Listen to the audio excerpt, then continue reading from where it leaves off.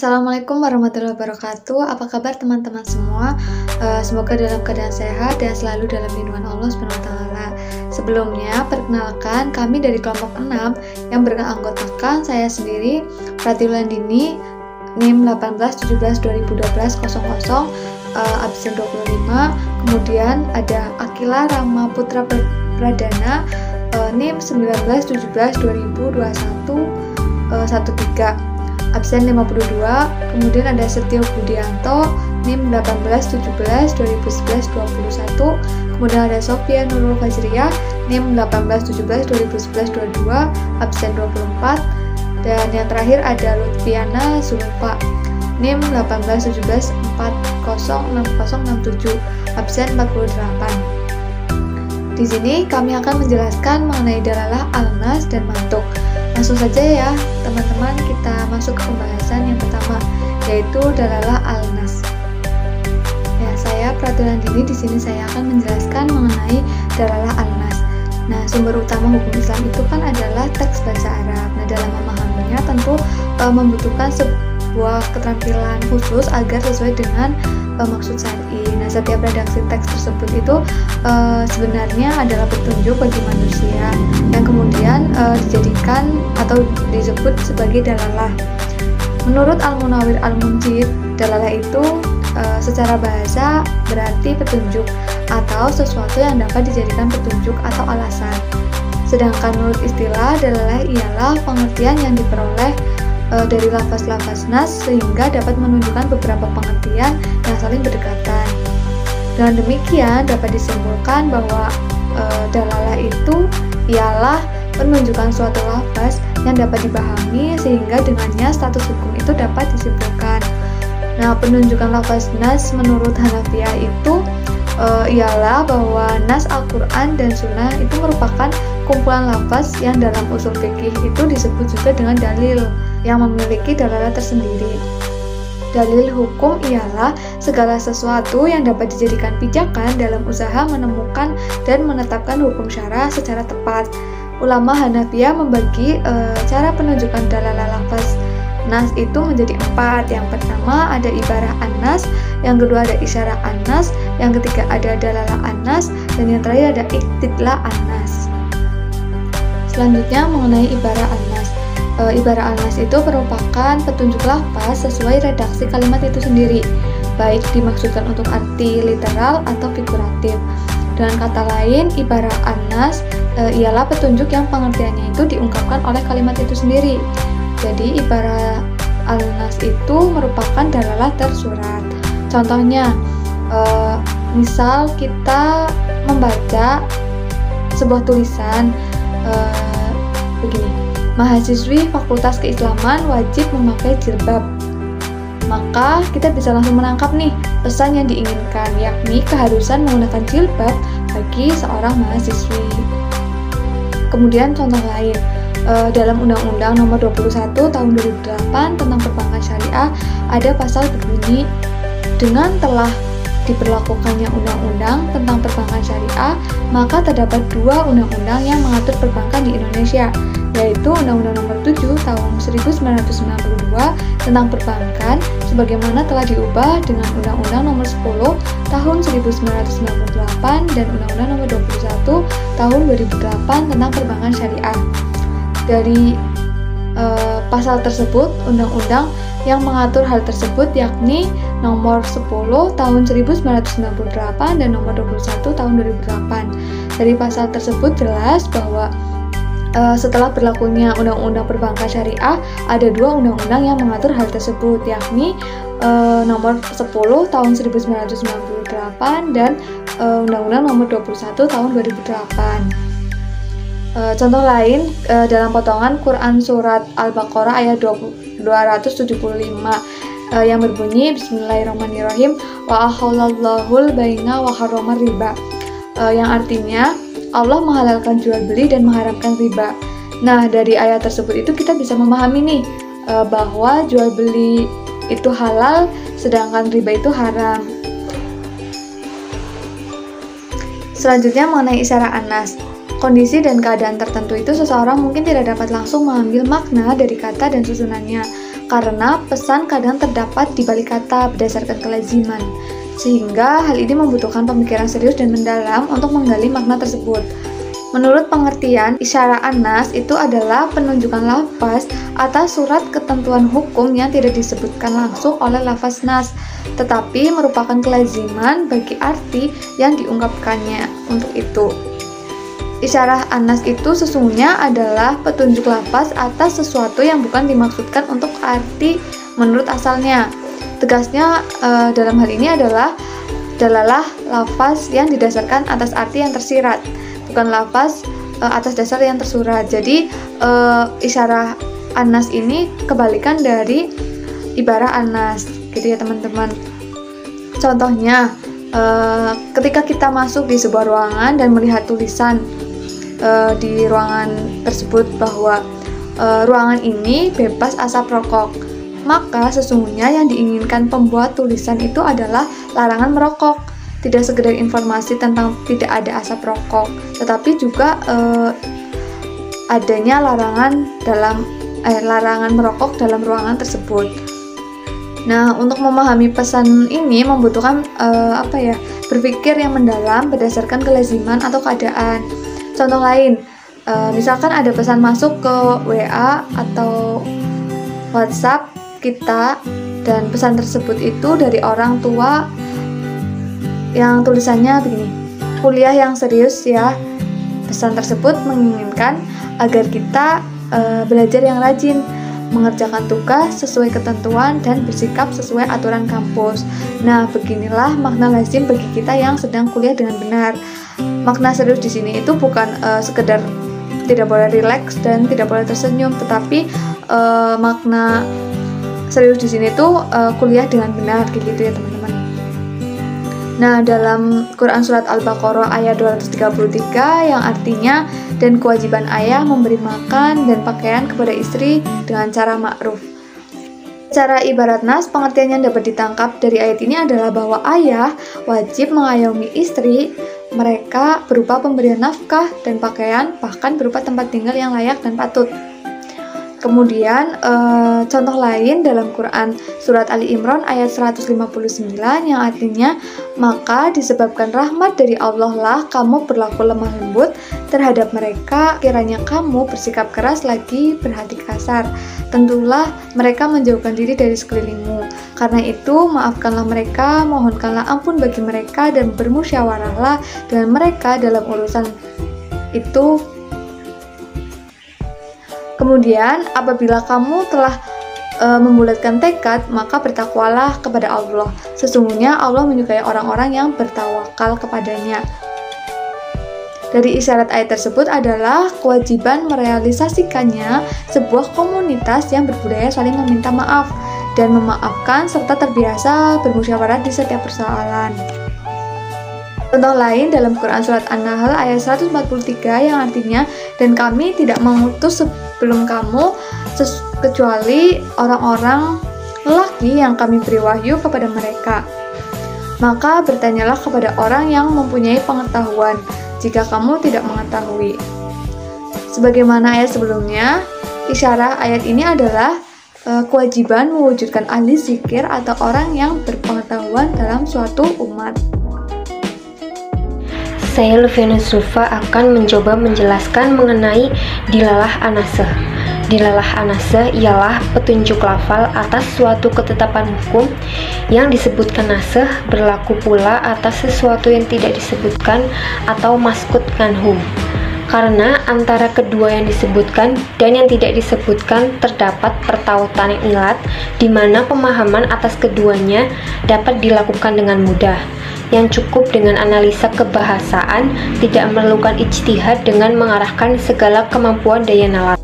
Menurut Romli, dalalah anasah adalah petunjuk lafal nas atau suatu ketentuan hukum juga berlaku sama atas sesuatu yang tidak disebutkan karena terdapat persamaan ilat antara keduanya.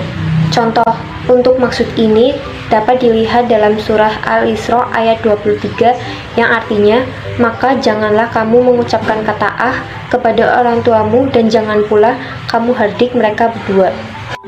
Dari ayat ini dapat dipahami bahwa kita tidak boleh atau dilarang mengucapkan kata-kata atau menghardi kedua orang tua yang telah melahirkan dan membesarkan kita. Hal ini tidak lain, perbuatan ini adalah menyakitkan perasaan kedua orang tua. Ketentuan hukuman larangan ini juga dapat diberlakukan kepada perbuatan, misalnya memukul, atau perbuatan-perbuatan yang sejenisnya, yang pada dasarnya membawa akibat yang sama, yaitu menyakitkan orang tua, baik perasaan maupun fisik.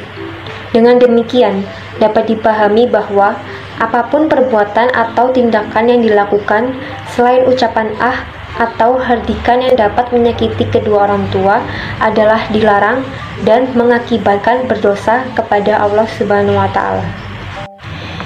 Yang selanjutnya yaitu i'tidla an-nasakh. I'tidla an-nasakh ialah penunjukan lafal nasakh kepada sesuatu yang tidak disebutkan yang sebenarnya tergantung kepada yang tidak disebutkan.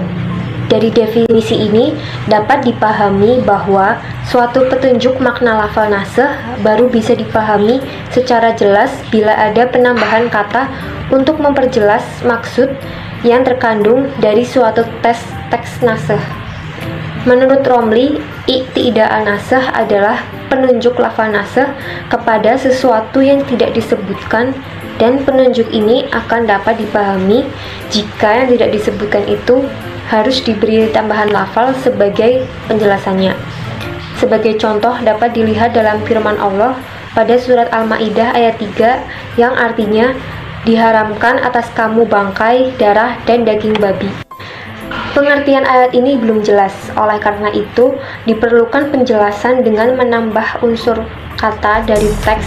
Untuk kasus dalam ayat ini, maksudnya diharamkan memakan atau memanfaatkan darah dan daging babi, sebab keharaman tanpa hubungan dengan perbuatan manusia tidak ada manfaatnya. Saya, Sofia Nurul, akan menjelaskan mengenai mantuk. Mantuk secara bahasa ialah yang diucapkan, yang tersirat atau tekstual. Secara istilah usul fikih ialah sesuatu yang ditunjuk oleh lafaz sesuai dengan teks ucapan tersebut. Sedangkan menurut pandangan Syafi'iyah ialah penunjukan lafaz menurut apa yang diucapkan atas hukum menurut apa yang disebutkan dalam lafaz tersebut. Sedangkan menurut Manak Khalil Al-Qotan yaitu sesuatu makna yang ditunjukkan oleh lafaz menurut ucapannya, yakni menunjukkan makna berdasarkan materi huruf-huruf yang diucapkan. Ya, selanjutnya saya akan menjelaskan mengenai pembagian mantuk. Nah, menurut ulama Syafi'iyah, mantuk dibagi menjadi dua, yaitu yang pertama mantuk sharih dan yang kedua mantuk ghairu sharih. Nah, mengenai mantuk sharih sendiri secara bahasa ialah sesuatu yang diucapkan secara tegas. Sedangkan menurut istilah ialah makna yang secara tegas ditunjukkan oleh suatu lafaz sesuai dengan penciptanya, baik secara penuh atau hanya bagiannya saja. Nah, mengenai pengertian dari mantuk ghairu sharih akan dijelaskan oleh teman saya. Saya Akila Rama Putra Pratana. Saya akan menjelaskan apa itu mantuk ghairu sharih, yaitu yang ditarik bukan dari makna asli dari suatu lafal, tetapi sebagai konsekuensi dari suatu ucapan. Pada Quran Surat Al-Baqarah ayat 233, Allah Subhanahu wa Ta'ala berfirman, dan kewajiban ayah memberi makan dan pakaian kepada para ibu dengan cara yang makruf. Dari ayat tersebut bisa kita pahami bahwa nasab seorang anak dihubungkan kepada ayah, bukan kepada ibu, karena tanggung jawab nafkah anak berada di tangan seorang ayah. Mantuk ghairu sharih dibagi menjadi 3 bagian. Yang pertama dalalah al-ima, yang kedua dalalah al-isyarat, dan yang ketiga dalalah al-iktidla. Dalalah al-iktidla adalah kata yang disisipkan secara tersirat atau dalam pemahaman pada redaksi tertentu yang tidak bisa dipahami secara lurus kecuali dengan adanya penyiapan itu. Contohnya sebuah hadis Rasulullah menjelaskan bahwa sesungguhnya Allah mengangkat dari umatku tersalah lupa dan keterpaksaan. Hadis tersebut secara jelas menunjukkan bahwa tersalah, lupa, dan keterpaksaan diangkatkan dari umat Muhammad SAW.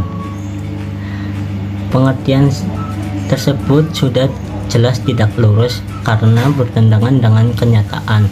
Untuk meluruskan maknanya perlu disisipkan secara tersirat kata al-isan atau dosa dan al-hukum yaitu hukum, sehingga dengan demikian arti hadis menjadi yang artinya diangkatkan dari umatku atau dosa dan hukum perbuatan tersalah karena lupa atau karena keterpaksaan. Yang selanjutnya ada dalalah al-ima dan dalalah al-isyarah. Dalalah al-ima adalah bahwa lafaz itu menyertai hukum. Seandainya tidak ada lafaz itu, niscaya jauh dari hukum atau hukumnya tidak diterima. Dalalah ima dinamai juga dengan dalalah tanbih, yaitu teks yang dibarengi dengan lafaz tertentu. Yang seandainya lafaz itu bukan sebab dari ketentuan yang disebut oleh ayat, maka penyebutannya dalam teks tidak bermakna, dan hal yang demikian mustahil terdapat dalam firman Allah Subhanahu wa taala atau sabda Rasulullah Shallallahu alaihi wasallam. Misal dalam firman Allah Quran surat Al-Infitar ayat 13 yang artinya berbunyi, sesungguhnya orang-orang yang berbuat kebajikan berada dalam kenikmatan. Ayat ini mempunyai maksud bahwa mereka dalam kenikmatan sebagai imbalan atas kebajikan mereka. Sisipan ini dirasa perlu karena Allah Maha Adil, ganjaran dan balasan yang diberikannya atas dasar perbuatan manusia. Yang selanjutnya ada dalalah al-isyarah.